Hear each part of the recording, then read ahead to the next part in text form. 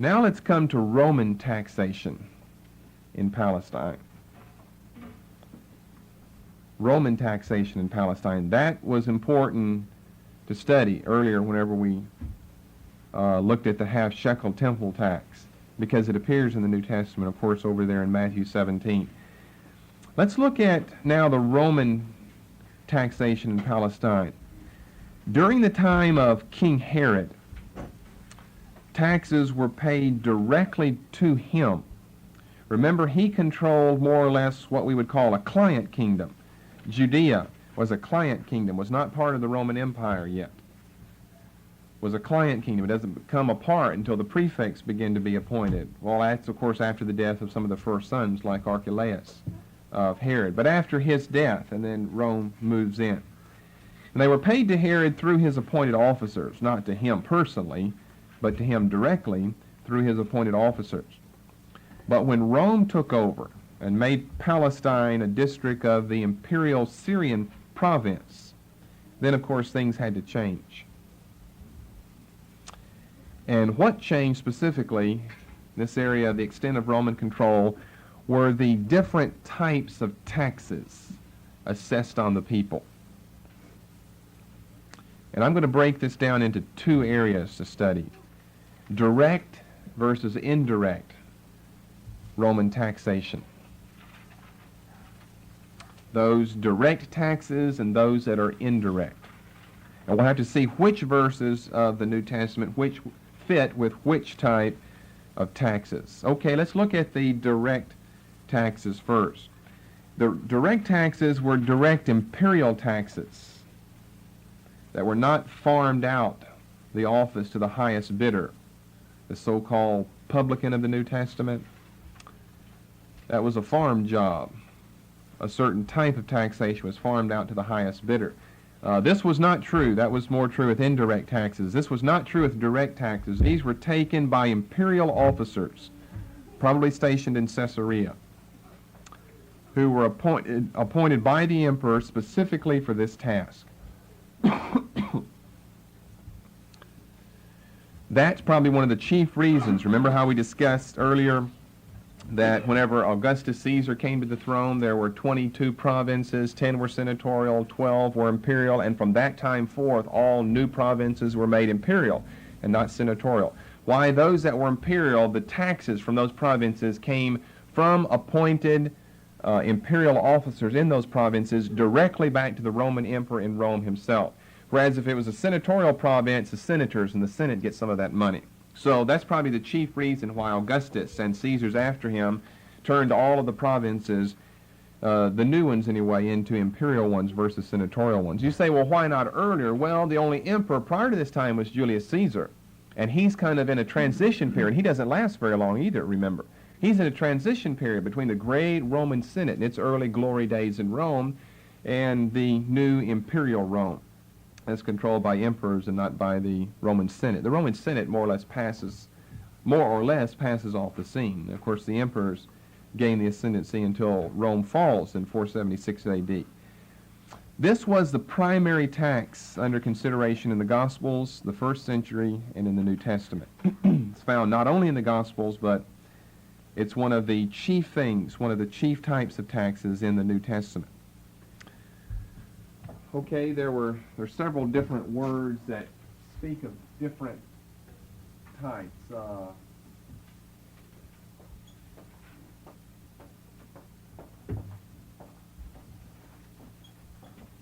P-H-O-R-O-S. P-H-O-R-O-S. Pharos is a term that appears 5 times in the New Testament. Pharos, P-H-O-R-O-S, 5 times in the New Testament. It's always translated tribute in the KJV.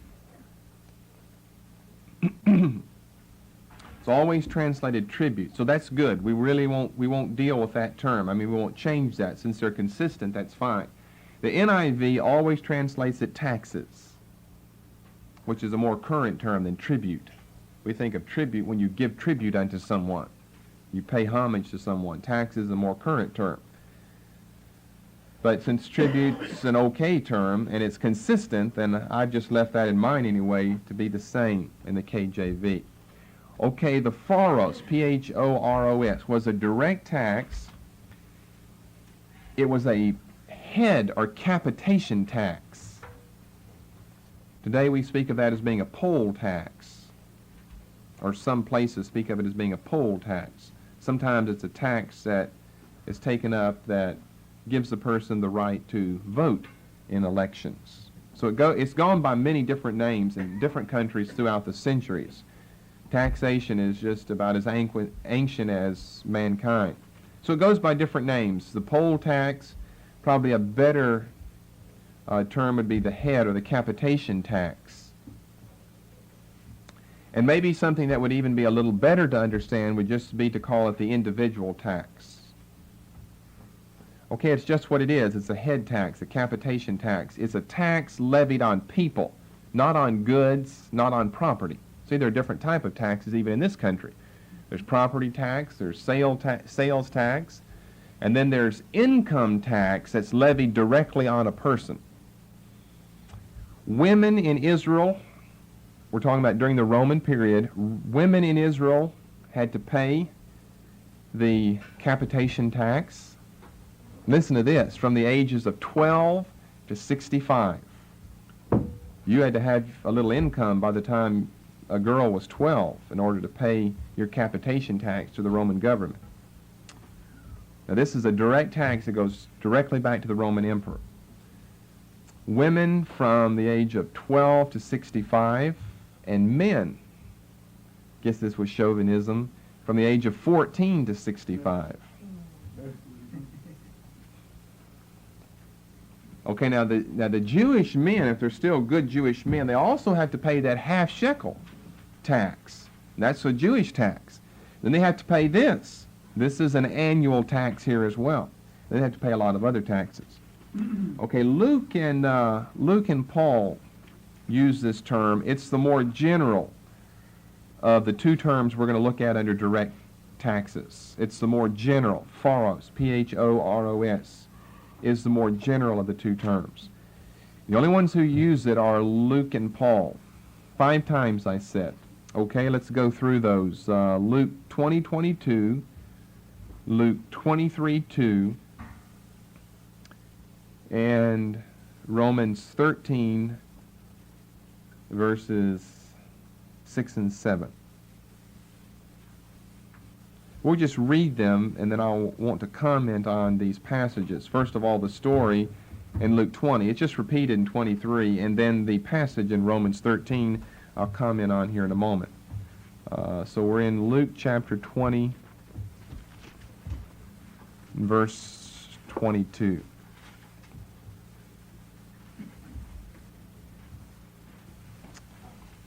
You probably never knew there was so much in the Bible to study. It's just an inexhaustible treasure of material here. Just you can approach it from so many different angles, from the angle of theology, psychology, taxation. You can approach it from so many different angles and study little tidbits, and then you put all of that together and you're what we call a Bible scholar, or at least a lay one. Is it lawful for us to give phoros unto Caesar, or no, or not? It's always, I said, translated tribute in the KJV, and it should be taxes in the NIV. Is it lawful for us to give, and we're going to use the general term, and it's a capitation tax. That's what type of tribute, because we're going to see tribute in another context that's not exactly like what we're talking about here. Okay, we'll cover the story later. Chapter 23. Chapter 23 and verse 2. They began to accuse him, Jesus' trial, saying, we found this fellow perverting the nation, forbidding to give the capitation tax. Women from 12 to 65, men from 14 to 65 per year to the Roman government, forbidding to give tribute to Caesar, saying that he himself is Caesar, is the king, is Christ a king. And then in Romans 13, verses 6 and 7. I don't think we'll read that because you're familiar with that. Tribute to whom tribute, custom to whom custom, fear to whom fear, honor to whom honor. And then the next term that we need to look at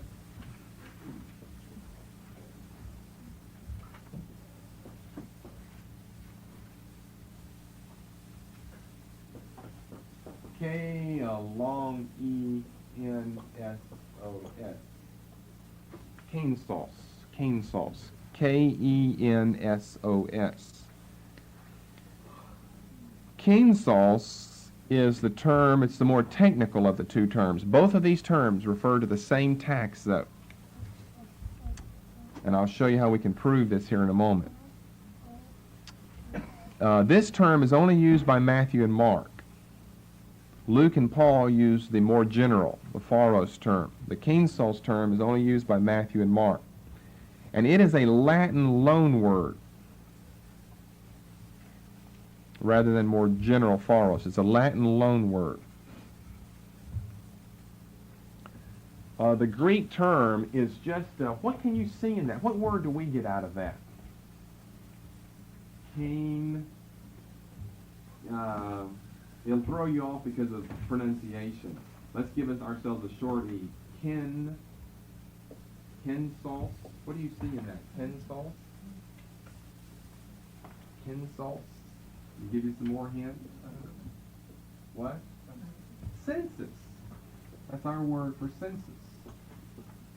It happens to be a tax word. It's a Latin loan word. It comes from the Latin word census that goes into Greek as kensos, that comes back into English as census. That's not exactly the same in Latin, but comes back into our language as census, which then shows the original connection between taxing and the taking of a census. That's throughout history. You take a census to take a tax, to find out how many people you have, to find out how many people you can tax. So that's interesting. This is the Greek term, kensos here. You get it to kensos, or then I was going to give you next, if you didn't get it, kensis. And then if you didn't get it then, you were just going to have to go home, and I was going to teach by myself the rest of the time. Because then I would have had to go on from kensus to census, and then you would have gotten it, because I would have given it to you. So that's an interesting connection there. This is a Latin loan word in Greek. It's not an original Greek word. It's just a Latin loan word that comes over, and the Greek is just really kind of a transliteration of the Latin census. It shows the origin for a tax being required in the first place. Okay, it's found in Matthew 17:25, and the word is used there only in general and only to illustrate a point. It's really the technical term. This is it's the only usage of it like this anywhere in the New Testament. And we just read over this in Matthew 17:25. It's the technical term, but it's just used to illustrate the point of the temple tax. What thinkest thou, Simon, of whom do the kings of the earth take custom or kensos? He uses this technical term here, but he's just using it by way of illustration for the temple tax. But again, as you'll see there, it's translated as tribute. Okay, then in chapter 22, every time pharos appears, it's tribute, but not every time that tribute's in the New Testament is it pharos. Matthew 22 and verse 17.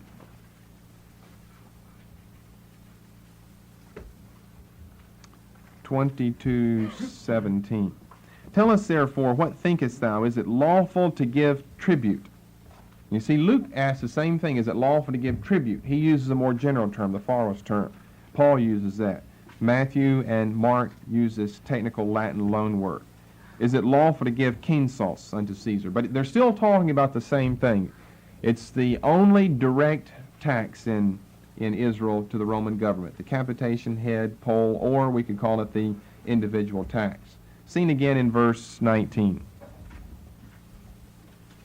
Show me the tribute money. So it appears again there. And then in Mark chapter 12 and verse 14. We don't need to look at that because it's the same story. Mark 12:14. So in other words, the direct tax, whether it's with the term pharos or kensos, is the tax found in the render passages. Render unto Caesar the things that are his, and to God the things that are his. This is the type of tax that's under consideration here. It's a capitation tax. Now, the capitation tax amounted to 1 denarius. 1 denarius per person per year. Now, denarius is a Latin term. Half shekel. The shekel is the Old Testament Hebrew Jewish term. The stater, the drachma, the didrachma, those are the Greek terms. Denarion, denaria, denarius. These are the Latin terms. A denarius was a day's wage. So then you go over there and you can convert a denarius back to how it would equal the Greek terms of the didrachma and the didrachmon, and also you can convert it back to the shekel. Half shekel, how many days' wages is a half shekel? You can convert it back to that. How many days' wages is a half shekel? 2 days' wage. So how many of the denarius would that equal then? Denarius is 1 day's wage. It would equal 2 of those then. This, so you've got for 1 shekel, then you would have 4 of these. This was the common Roman coin that was issued of this day. And I'll have to give you the following technical information before we can really discuss this render unto Caesar question, which is this question we want to begin discussing here. Some of the coins had pictures of the emperor on them. It's a question of which coins and under which emperor actually had the emperor's picture. I don't think I really want to get into that right now. Let's just say in general, some of the coins had the picture of the emperor on them. The ones that didn't, let's just say for the moment that they didn't. There's a big argument over that, and I don't want to get myself all bound up in this, trying to explain what I think is taking place during this time. So let's just strike that out of our mind for just a moment. There was writing on the coin. We're, of course, during the time of Tiberius here in Jesus' ministry. There was writing on the coin. On the obverse side of the coin, it read as follows: Tiberius Caesar Augustus, comma, son of the divine Augustus. The obverse is the front side where the chief writing is. It read as follows. You need to get this down. Tiberius Caesar Augustus, son of the divine Augustus. That was on, and I've got this coin at home, as a matter of fact. We'll show you all these whenever we get into daily Jewish life, because we'll come back to this question of coinage in the period between the Testaments, as well as how it appears in the New Testament. I've got a whole collection of coins at home, replicas, not the real things, but replicas that I can show you. This would be the very coin that Jesus is looking at here.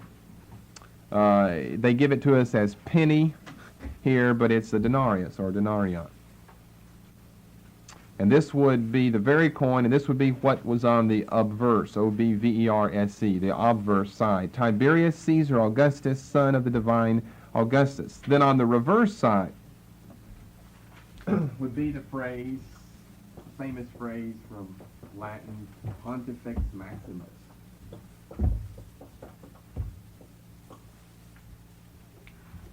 That was on the reverse, Pontifex Maximus. Which means, what does that mean? It's a difficult, well, the pontiff, you know what the pontiff is today? A pontifex is just another form of the term pontiff. Maximus means the maximum, the chief, the highest, the best. The pontiff is a religious office, so I don't know how you translate this. Something like, this is just kind of a paraphrase of what it meant for the Roman emperor at this time. He's called the Pontifex Maximus. The chief religious figure, and sometimes it was to the point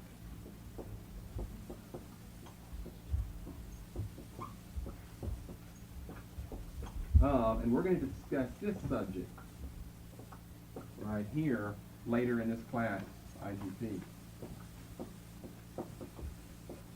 Sometimes to the point of emperor worship, where he was deified as God. He's called the chief religious figure. Well, he was the chief political figure in the empire, but hardly the chief religious figure. For the Jews, of course, that would be the high priest, would be the chief religious figure in the world. For them would be the high priest. Okay, now maybe we can see, if we know what the coin, we have to know what this coin had on it to know what's the whole problem here. Verse 15, then went the Pharisees and took counsel, I'm in Matthew 22, how they might entangle him in his talk. And they sent out unto him their disciples with the Herodians, saying, Teacher, we know that thou art true, and teachest the way of God in truth, neither carest thou for any man, for thou regardest not the person of men. Tell us therefore, what do you think? They're asking him the question as a disciple would put a case before a rabbi, and you've got two opposing views. Either it is lawful or it's not lawful. And they're coming, feigning themselves as potential disciples of his. And he is a rabbi. And so, what thinkest thou? What's your opinion? Pass down your judgment, your decision in this case. And they put it to him like a disciple would ask his rabbi a question. Is this lawful, or is this right, or is this lawful, or is this right? It would be one versus the other. Is it lawful to give the tribute, the kinsos? Is it lawful to give the individual capitation, head, poll tax unto Caesar, or is it not? But Jesus perceived their wickedness, and said, Why tempt ye me, ye hypocrites? Show me the tribute money. And they bring to him a penny, and they give us the value, 7 pence, halfpenny. Well, they brought the denarius unto him. And he saith unto them, Whose is this image and superscription? Now, there would be a good verse to argue from it that the actual picture of the emperor was on at this time. But I don't think we've got time to get into all of that right now. But whose is this image and superscription? Really, whose is this image and inscription, this writing on there? Who does this belong to? They say unto him, Caesar's. This is Caesar's picture. This is Caesar's writing on here. And that's what Jesus wants them to say. Therefore he saith unto them, Render therefore unto Caesar the things that are Caesar's, and unto God the things that are God's. And when they heard these words, they marveled and left him and went their way. There's really not much response you can give to that. They're wanting an either-or here. Either we're going to love God and hate Caesar, or we're going to love Caesar and hate God. And he said, no, you render the dues that Caesar imposes upon you to him, and God's interference. God will not interfere with that. There are legitimate rights of the Roman Empire, of any government over you, and then also the Romans can't interfere with the privileges you have of serving God and rendering to God the things that belong unto him. Well, what would be the Jewish problem? It was a tremendous problem in Palestine. We find it in almost all the Gospels here. We find it in all the synoptics here, the same story being repeated. Render unto Caesar, the same render unto Caesar passage here. Why? They were so superstitious. The Old Testament said, you shall not make any image of anything, of any likeness. Deuteronomy chapter 4, Exodus chapter 20, it's part of the second commandment there. Of any bird, of any beast, of any winged fowl, of any man, to the point that whenever they had decorations, whether in the temple or their homes or whatever, it would always be of agriculture. It would be trees. A palm tree was a famous symbol in Israel. Tamar means palm, straight as a palm, and you get names from the various words, and then we get trees from it, and people are named after that. The palm tree, palm branches, the olive tree, the fig tree, the fields of grain. You'll have pictures of that. Or maybe even an object here or there, but an inanimate object. Not an animal, not a bird, a beast, not a human being. This has Caesar's. We're assuming for the moment it has Caesar, since he said, whose is this image? Caesar's image on it. And the Jews are going to have to touch this money and then have to use that to pay their bills to Caesar with. And even if it doesn't have his image on it, look at the writing here. Caesar, Tiberius Caesar Augustus, son of the divine. Divine means God. Son of the divine Augustus. And then he's called the Pontifex Maximus, the chief religious figure. Demi-God here. And to the Jews, that was repulsive to them. To even see those coins, those were the current coins in their land, to even see those coins being circulated in their land. Now that's way back 2,000 years ago, but just look how that applies to us today. You can be so superstitious in trying to avoid this, that, or the other. The Jews thought it was going to contaminate them somehow. Jesus is not going to contaminate you. You render unto Caesar what belongs to him, render unto God what belongs to him. So what has got his image on there? He's not God. Whether he thinks he is or not doesn't make him God. So what he says that he is on the coin, that doesn't make him God either, though.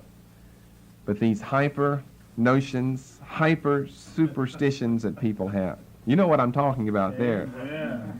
And so you got a good answer, but you don't find what we call proof text verses that say thou shalt or thou shalt not. You find in all of the cases of how the Jews lived in the Old Testament, how they live in the New, and how the Christians live in the New Testament. You find all these various cases here, and you put all these things together, and then it teaches you a lot of things, how you should do things and what you should do when they're done. So that answers a whole lot of questions there. He says, don't worry about whether it's got Caesar. That belongs to Caesar there. You didn't mint the coins. Caesar's the one who mints those coins. Those belong to him. And he has the right to tax you. It doesn't matter what the coin has on it. Just render that unto him. So that had become so odious to the Jewish people. Remember Judas of Galilee revolted back in the second census, the days of the taxing, Acts 5:37, A.D. 6. And he kind of more or less establishes a line of people after him who are always wanting to revolt against the people, revolt against the Roman leaders. We've discussed before how Josephus makes reference to, in the days just prior to himself, many messianic pretenders that arose. And these messianic pretenders were wanting to overthrow the Roman government. And that's why Jesus' ministry was so different and so distinct and so unique and so unlike the other messianic pretenders, or the messianic pretenders around him. He didn't come to overthrow the Roman government. They thought, they thought that's what he was doing with his little Nazarene sect here. Got this leader, going to overthrow the Roman government. So they put a perfect question. And if he was one of these militarist insurgents here, then he'd have a perfect opportunity to say, yes, don't render that unto Caesar. We'll overthrow the government here. You know how they're time and time again in the Gospels wanting to make a king out of him, a rival king. He says, I'm a king, but I'm of a different kingdom, from a different world, different type of subjects. John chapter 18, this discussion he had with Pontius Pilate. His own disciples think, wilt thou at this time restore again the kingdom to Israel? We're going to overthrow the Roman government. And his whole point there is, this is not the time. There's a time and a season for everything. This is not the time. They didn't know. We didn't know. We still don't know how long it'll be, but we've known it's been 2,000 years since that time, and he still hasn't come back and overthrown anyone's government. And the government that he's going to overthrow, by the way, when he comes back is, guess which government according to Daniel's prophecy? The Roman government. What's that fourth kingdom over there? The terrible, dreadful, and strong exceedingly kingdom over there. It's a Roman government. You go from Babylon, Medo-Persia, Greece, Rome, some type of revival of the Roman government. Maybe kind of mixed in with the United States government, since so much of what we do, especially in the law system, judicial systems based on Roman practice, procedure, Roman law, our language comes from Latin and Greek, so many of our words, more than you or I realize that we use all the time, come from Latin and come from Greek. So he's going to come back, he's going to overthrow the Roman government, as well as all of the governments of the world, but he's not going to do it at this time. Okay, that's the direct tax. Let's discuss the indirect tax. For the continuation of this message, please. Okay, that's the direct tax. Let's discuss the indirect tax. Oh, I could preach some messages out of this, although we're discussing these terms in taxation. You can get messages, because then you can apply all of this. Well, now, what type of meaning do we get besides the literal meaning? That's the first meaning we want. If you don't have the literal one, then how can you base anything upon anything? You don't have anything as foundation. You get that literal meaning, then you start making application to that. Indirect taxes. Okay, keep these distinct in your mind. There's the Jewish temple tax. That's only found in Matthew 17. It's the only place anywhere in the New Testament. It's only found a couple of times in the Old, directly mentioned there. The direct tax, which was a head tax, capitation tax, just means head, an individual tax that everyone from 12 to 65 women, 14 to 65 men had to annually pay per person 1 denarius, 1 day's wage per person per year to the Roman government. An indirect tax was a tax that covered things or property, not people.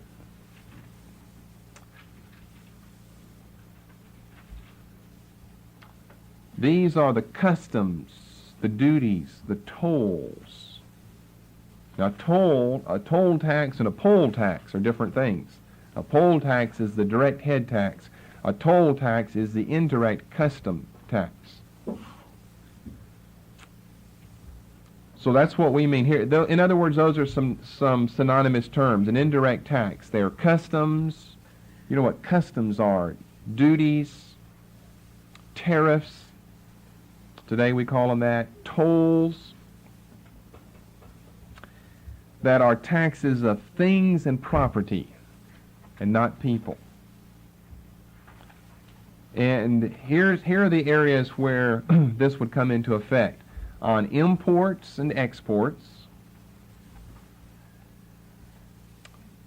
and on goods and interstate commerce. See how similar that is to what we have today. There are import and export taxes. If the auto industry can just get a little bit stronger, then what they do is they go before Congress and say, now the Japs over there are running us out of business here. And if you just throw a big, hefty tax on the import of those automobiles, we'll keep them out of the country then. But our government says, no, we're a fair government, free enterprise here, and free enterprise means all Americans go out of business and let the country be taken over by the communists and the Japanese and the Mexicans and the Canadians. That's not exactly fair to our own people. Keep the Japanese cars over in Japan. Of course, what our government says, well, competition is what makes better products. And that's true. We made these big, huge, stretch, gasoline-guzzling cars, and the Japs run over here in a little trash compactor, motorized roller skates, and buzz in here, and you pay a couple of thousand, you got you a brand new car. What's that Yugoslavian car now? $4,000? That's like 20 years ago. $4,000, you can own a brand new automobile, or we could say a motorized pair of roller skates, for $4,000. Get in parking places in and out quickly. And so what did that do? That changed the whole auto industry in this country. We made those big old stretch cars. You know, we didn't know how to make a car that would get any more than 8 miles to the gallon from it. We didn't even know how. We didn't even have the ingenuity. And now, and what's happening? Those guys, I'm getting way off the subject here, and I'm not opposed to it. Let the Japanese come in. If the Americans aren't any better, if we were good enough and we could make our own cars, they couldn't sell their cars over here. They can beat us at things like that, making transistor radios. They can beat us making television sets, all of this tape equipment. Who makes all of that stuff? Not Americans. There aren't that many American countries left today that can make anything as far as electronic equipment is concerned. Digital clocks and watches and the equipment we have here. Who makes our equipment back there? Japan. There we go. They make all of this stuff now. We just don't have the ability, doesn't seem like. But anyway, what happens? They come over here and they've got their own plants established down there. You've heard of the two in Tennessee now?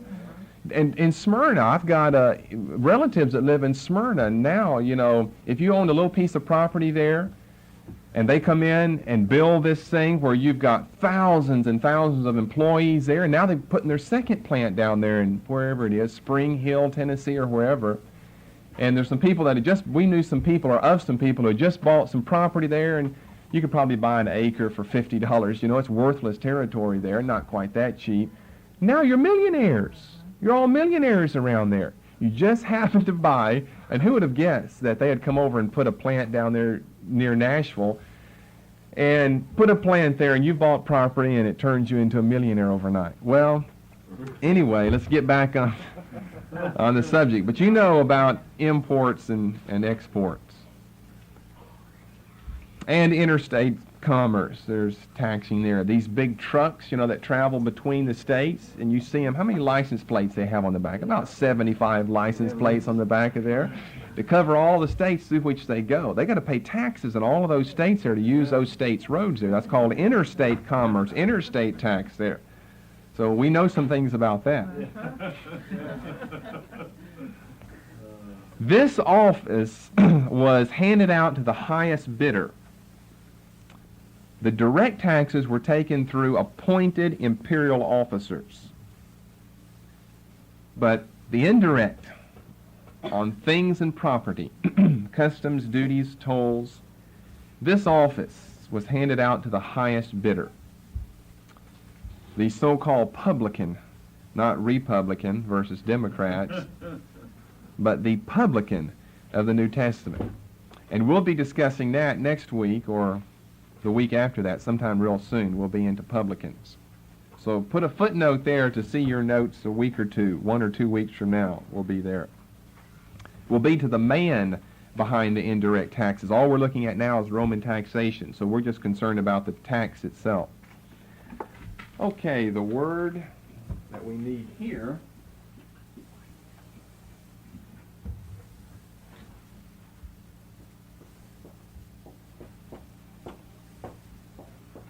T-E-L-O-S, telos. It appears 42 times in the New Testament, telos, T-E-L-O-S. That's versus pharos and kinsos. Those were the direct taxes. Telos is the indirect tax. It appears 42 times in the New Testament, but only twice does it refer to taxes. The others are translated various ways. Now, we call them indirect taxes because they do not go directly through imperial officers to the emperor. They go to the local collector, the so-called publican, like Matthew, Levi. And he had put a whole big bunch of it in his own pocket before he went home that evening. And then eventually a little of it would work its way back to Rome. So very indirectly did Rome ever get any money from indirect taxes.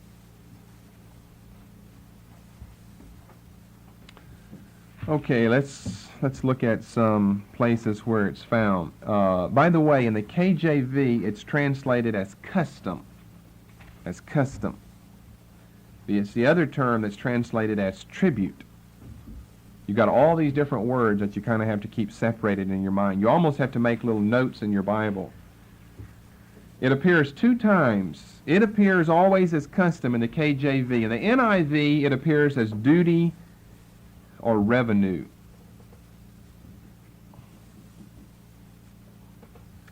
Revenue is a good term from IRS fame. The internal revenue. Bunch of people. I don't know why I called them that. They're always after money, though, but that's their right, though. We live in their country. We breathe their air. We walk on their soil. Matthew 17:25. Okay, now what you need to know about Matthew 17, if you want to put a note here. Matthew 17:24 to 27. A, concerns itself with the temple tax. B, makes reference to the direct tax. C, makes reference to the indirect tax. It has all 3 of the taxes here in this passage. But B and C, the direct and indirect, are only used by way of illustration. The issue here is not Roman taxation. If that would be the case, then we would be talking about direct or indirect taxes. We're not. We're talking about the temple tax here. But in verse 25, behind the term custom, you see the indirect tax. Behind the term tribute, you see the direct tax because of the Greek words that are used. Okay, are you with me?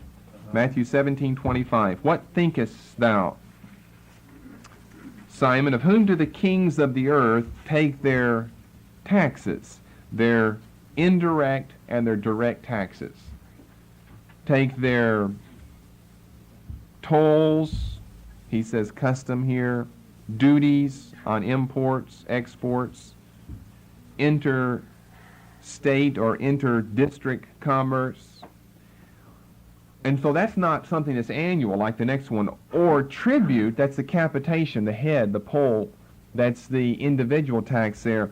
The other tax would be taken, I haven't even given you an example. For instance, we'll have to look at this more later. See, you didn't really own property like we own property. See, that's a big tax today, is property tax on the property that you have. Your home, the actual soil, the actual land that you own. really wasn't that way. You didn't actually, it was yours. You mark it off with boundary stones, according to the Old Testament. That's really not taxed. What was taxed was whenever let's say you went out into your field, and you see there were all different types of ways to get around this. So you'd go out into your field and harvest your vegetables, and you can't eat all those vegetables, and you can't put them in your local freezer anywhere, and so you have to sell those vegetables there. And so to get to town was 5 miles away. You'd go a little bit to the left, over that hill, around the next bend, across that bridge that spans that little creek there, and then into the town. Well, who would be sitting there at your local bridge? See, they'd be at the bridges because that's where people would cross. There would be your local Levi, your local Matthew, your local publican, the tax collector there, and he would look at all the goods that you had. What I was going to do was draw you a little picture of that. I just drew one in your mind now. He would look at all of your goods, assess how much they're worth, and then assess a certain tax on that basis. And of course, what you want to do, is maybe go at night when he's not around, or swim the river, go across on a barge or a float, have donkeys or horses go across for you, rent a dolphin to swim the English Channel for you, to take your taxes across, take your goods across so that you don't have to pay taxes on it. So there are all different types of ways of getting out. But again, when you're at the local bridge that crosses a local stream or river, it's pretty difficult to get by the fellow. And that's how he's going to make his living. So he may just build his home right beside the bridge too, and he'll catch you at night when you hit that booby-trapped bell or something as you're trying to cross the bridge, and he'll get your taxes from you then. So that's how something like that was set up. Imports and exports as well, as goods would go out of the country of Israel on ships in the Mediterranean.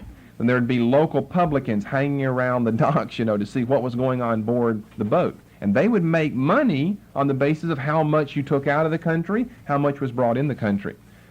Interstate commerce, that's what I meant by describing the bridge. As you go from one little village to another little town or something, you cross a boundary line between Galilee and Samaria, or Samaria and Judea. Well, you're traveling between countries, or between districts, so you're using the roads of two different districts, and so maybe you have to pay a tax there. We can't be totally specific on where all of these were, and how much was paid, and what had to be paid, and how current it was in this time in the New Testament. And by that I mean how consistent they maintained that. It'd probably give and take, depending on who was the highest bidder, who became the representative for the Roman government of collecting the Jews' indirect taxes. But be that as it may, we're finding it several places here in the New Testament. In the term, we find the people many times, the publicans, and we'll look at that again later. And then the final passage is Romans chapter 13. Romans 13, of course, in verses 6 and 7, we're going to find the direct and the indirect over here. Custom, remember, is the indirect. Tribute is the direct. Romans 13, verses 6 and 7. For this cause pay ye tribute also. Now there's our term tribute. We're going to find it. I said it was found 3 times over here, once in this verse and twice down here in verse 7. And that goes back to our pharos term, which is the more general of the terms for an individual or capitation tax.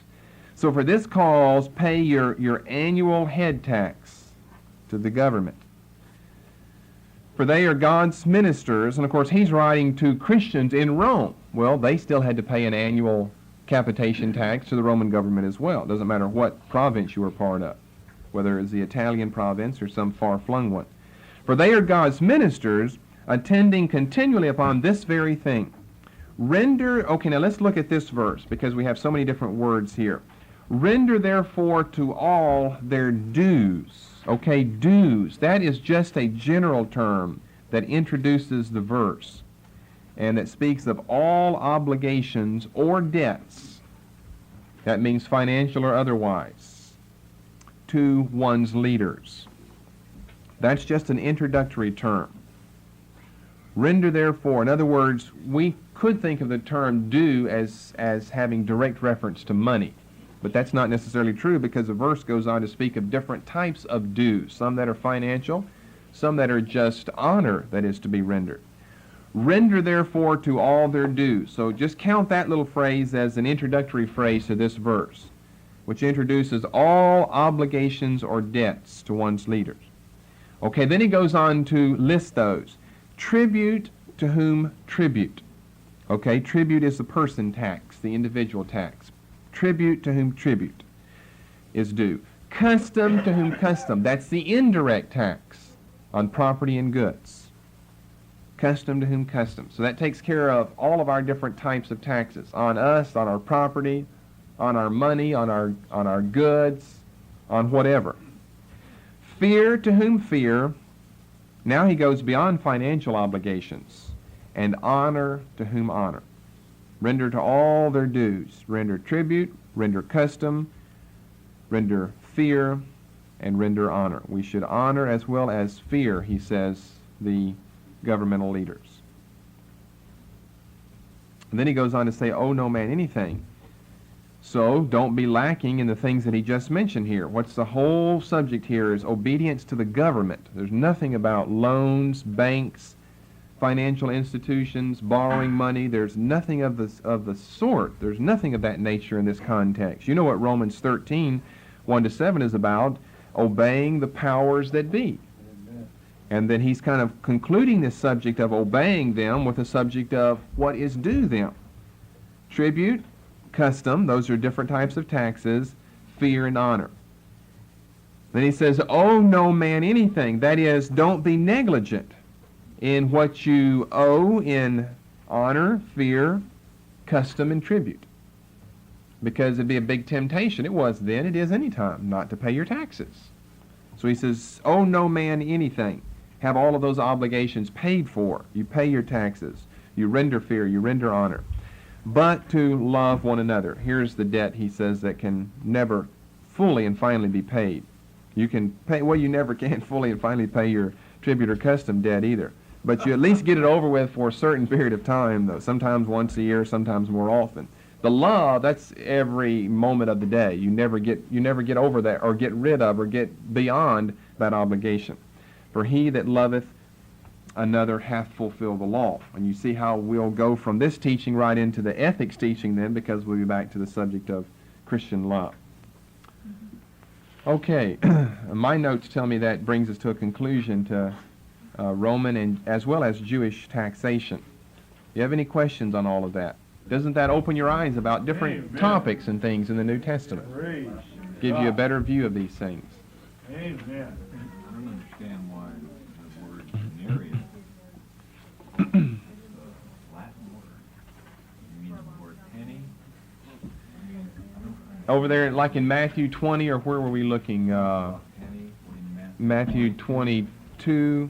I think it's also in Matthew 20. Yeah, I thought that the Bible was in Aramaic, Greek, or Hebrew.